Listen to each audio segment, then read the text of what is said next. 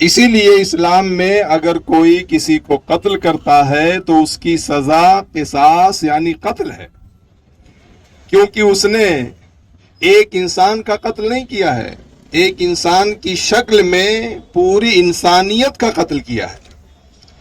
पूरी इंसानियत की इज्जत से वो खेला है, यानी इंसानियत की उसकी निगाह में कोई कदर मंजिलत और इज्जत नहीं है।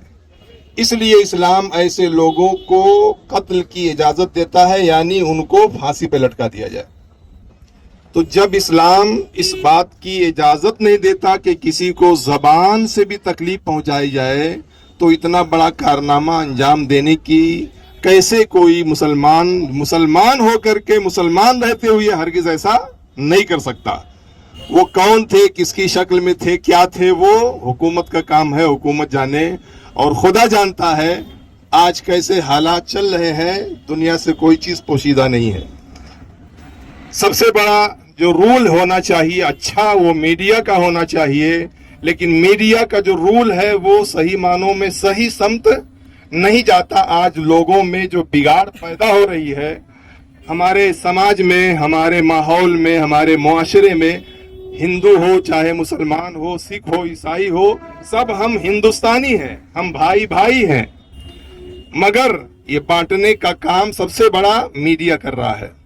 उन्हें होश में आना चाहिए और ऐसे काम करना चाहिए कि जिससे सब एक हो, ना कि दूर हो एक दूसरे से। मैं इस वाक़े की, इस हादसे की सख्त मजम्मत करता हूं और अल्लाह की बारगाह में दुआ करता हूं कि अल्लाह तबारक व तआला हमारे मुल्क को ऐसे वाक़े से, ऐसे हादसे से महफूज फरमाए और हमेशा, चाहे वो अंदरूनी दुश्मन हो चाहे बाहरी दुश्मन हो, सबसे हमारे मुल्क की हिफाजत फरमाए, हमारे मुल्क को तरक्की अता फरमाए और हमारे मुल्क में अमन व अमान कायम फरमाए। यही हमारी दुआ है, हमारी ख्वाहिश है। अल्लाह रब्बुल इज़्ज़त हमारी दुआओं को कबूल फरमाए। वमा अलैना इल्लल बलाग। मेरा नाम रजनी शर्मा है। मैं मीरा रोड रामदेव पार्क में रहती हूँ और मैं हिंदू हूँ, लेकिन मेरा एक ही धर्म है, इंसानियत। मैं धर्म के नाम पे लड़ाई करना पसंद नहीं करती और जो लोग लड़ते हैं मैं उनको समझाने की कोशिश करती हूँ कि हमारा धर्म इंसानियत है। अगर कोई एक इंसान गलत कर रहा है तो आप उसके साथ चाहे जो करो, लेकिन वो एक इंसान का सहारा लेके, धर्म का सहारा लेके बाकी लोगों को तकलीफ ना दो। बाकी लोग मासूम हैं, सबको आप तकलीफ नहीं दे सकते। तो धर्म के नाम पे मैं देखती हूँ लोग स्टेटस डालते हैं, यूट्यूब पे वीडियो डालते हैं, मैसेज डालते हैं, उसमें क्लियरली आप पढ़ो तो महसूस होता है कि ये नफरत फैलाई जा रही है। तो मुझे तो नहीं पता वो किसने सेंड किया है, लेकिन अपने सिस्टम में इतनी ताकत है कि पता कर सके कि वो मैसेज कौन सेंड करता है। उसके लिए अपने इधर एक नया लॉ बनना चाहिए कि ये सेंड करने वाला इंसान के ऊपर कोई कार्रवाई होनी चाहिए। तो कम से कम कुछ हद तक लोग जो भड़कते यूट्यूब देख के कुछ तो शांत हो। और हमारे देश में जो कुछ भी गलत होता है ना, मतलब वो सब गवर्नमेंट की वजह से होता है, सरकार के नेताओं की वजह से होता है, क्योंकि राजनीति चलती ही हमारी लड़ाइयों से है।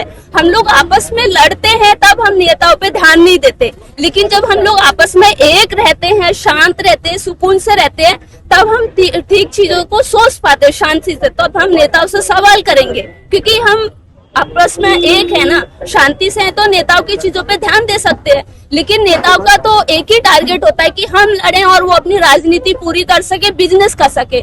अभी दुनिया में, अपने देश में सबसे बड़ा बिजनेस हो गया धर्म, जाति। इस धंधे पे ना तो टैक्स लगता है, ना कोई पुलिस कार्रवाई होती है, ना कोई पुलिस स्टेशन, मतलब बहुत एकदम सॉलिड धंधा है। कहीं पे भी आप भंडारे कर लो, लोगों से पावती इकट्ठी करके चंदा करो, ये करो वो करो, फिर वो पैसे को आपस में बांट लेते हैं। मैंने अपनी आंखों से देखा है, वो अनाज को आपस में बांट लेते हैं। मतलब धर्म के नाम पे और राजनीति के नाम पे जो कुछ हो रहा है वो राजनेताओं की वजह से ही हो रहा है। उनको ही इतना पावर है कि वो रोक भी सकते हैं और करा भी सकते हैं, वही सब कर रहे हैं। ये कैसा है, बचपन से हम लोग सीखते आए हैं, मजहब नहीं सिखाता आपस में बैर रखना, ये हम बचपन से सीखते आए। लेकिन अभी सही समय है कि ये लाइन को तुम फॉलो करो, क्योंकि अभी कैसा हो गया है, फिलहाल धर्म का राजकारण हो गया है, धर्म की राजनीति हो गई है। और जहाँ पे नक्सलवादियों ने, आतंकवादियों ने इन लोगों को मारा है, हमारे भाइयों और बहनों को, तो वो मुद्दा साइड में रख के इस पे गंदी पॉलिटिक्स हो रही है, वो है धर्म की पॉलिटिक्स।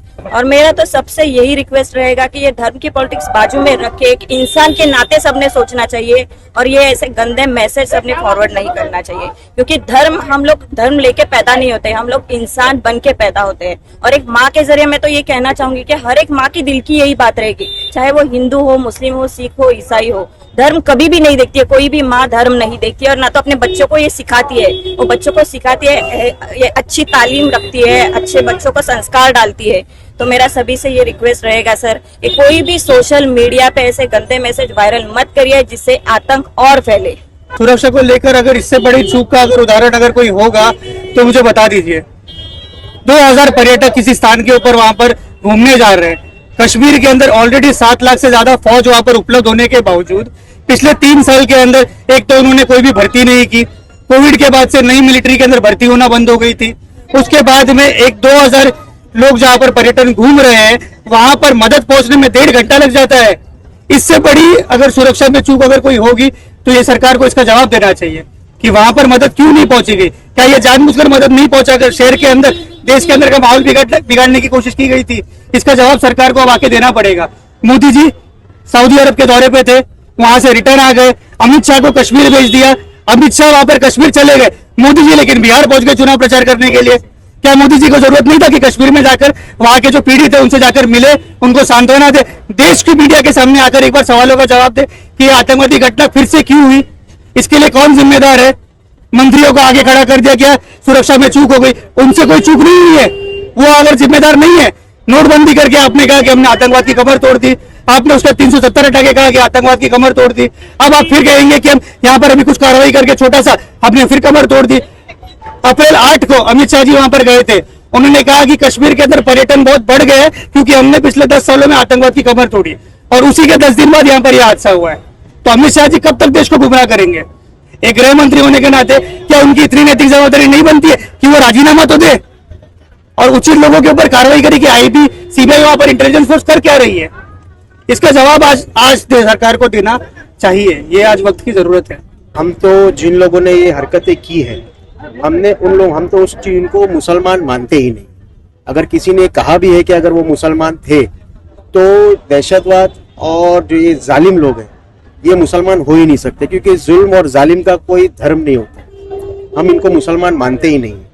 हुकूमत ने तो इसकी पुष्टि की नहीं है, ये बात तो सही है, लेकिन जो सोशल मीडिया के माध्यम से बातें बार बार आ रही है कि उन्होंने धर्म पूछ कर मारा, नाम पूछ करके मारा, हम इस चीज की निंदा करते हैं।